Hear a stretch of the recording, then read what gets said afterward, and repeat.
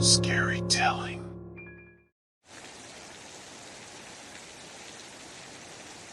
I woke up feeling disoriented and confused.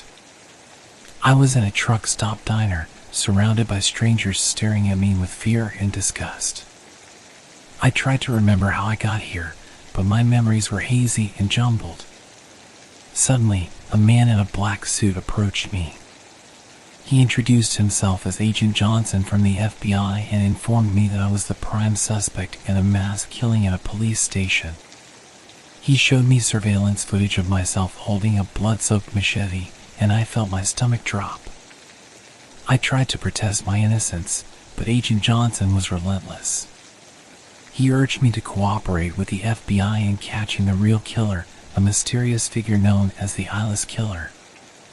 At first, I was skeptical. I couldn't remember anything about the murders, and I couldn't believe that I was capable of such violence. But Agent Johnson was insistent, and I knew that I needed to help in any way I could if I ever hoped to clear my name. We spent the next few weeks chasing leads and investigating the murders.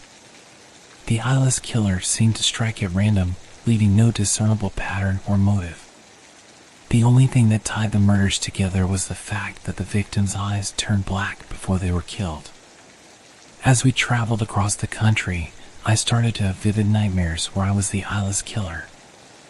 I would see myself committing the murders, feeling a sense of euphoria and power that terrified me.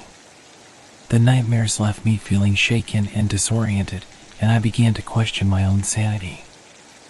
I couldn't tell if I was having some sort of psychotic break or if the Eyeless Killer was somehow invading my mind.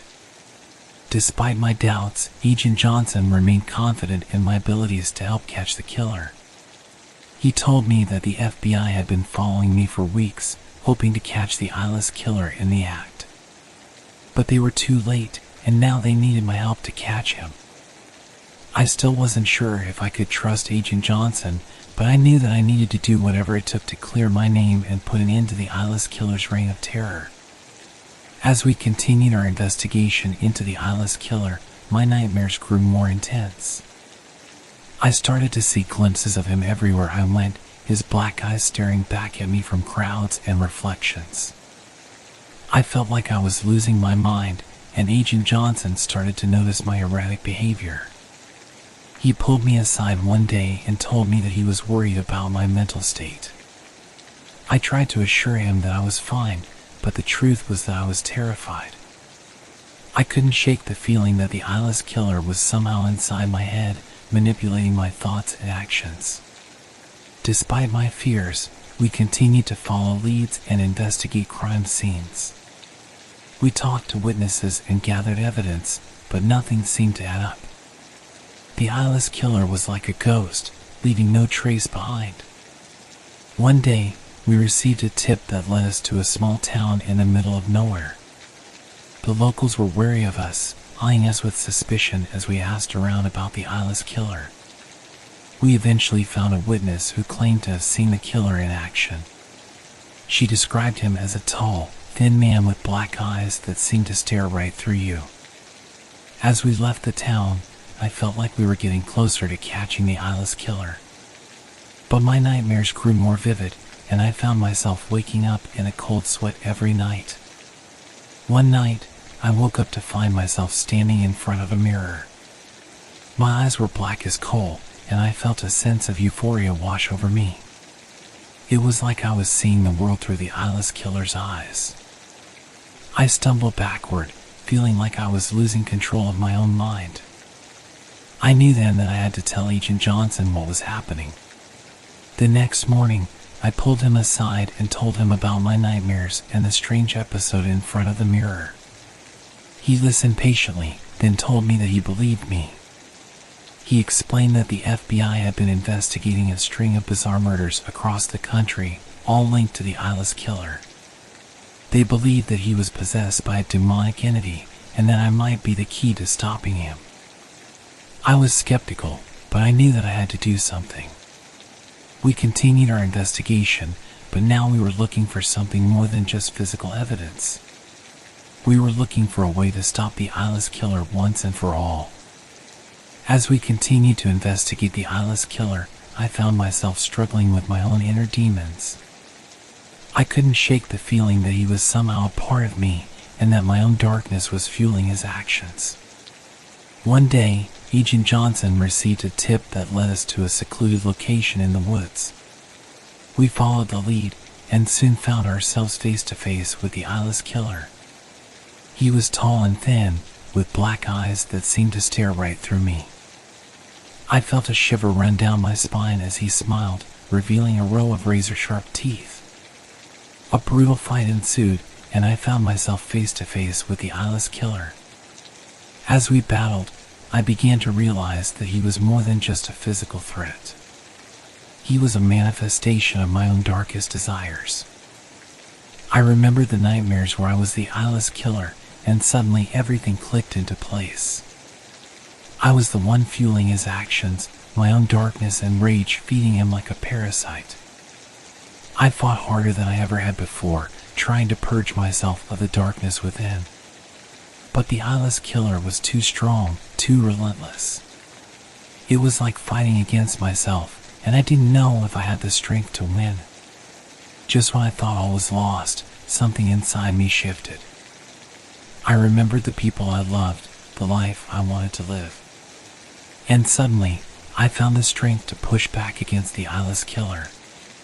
In a final, desperate move, I plunged a stake into his heart, and he let out a blood-curdling scream. For a moment, I thought I had killed myself, but then I realized that the eyeless killer was gone. As we left the woods, Agent Johnson asked me how I felt. I didn't know how to answer. I felt like a weight had been lifted off my shoulders, but at the same time, I was terrified of what I had just done. I knew that I had to confront the darkness within me, to acknowledge that it was a part of me, but also to make sure it never controlled me again.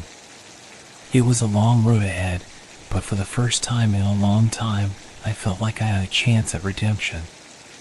After the confrontation with the eyeless killer, I found myself struggling to come to terms with what I had learned about myself. I couldn't believe that I had been capable of such darkness, and I was terrified that it would resurface again. I spent weeks in therapy, talking to a counselor about my nightmares and fears. I reconnected with family and friends, trying to rebuild my life and make sense of everything that had happened.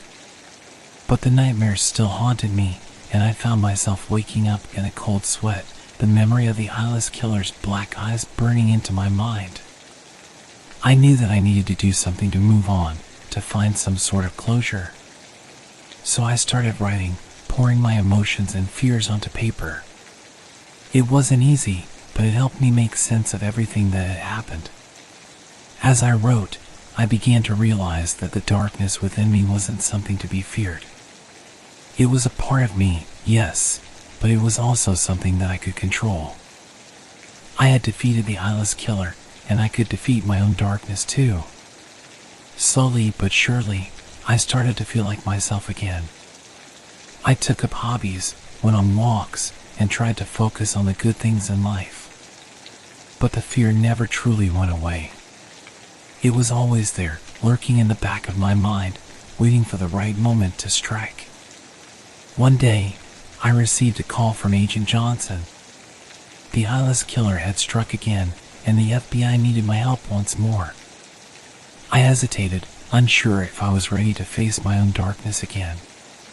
But then I thought about all the people who had lost their lives to the eyeless killer, and I knew that I had to do something. So I agreed to help, and soon found myself knee-deep in another investigation. This time, however, things were different. I was more confident, more sure of myself. As we followed leads and chased down suspects, I felt a sense of purpose that I hadn't felt in a long time.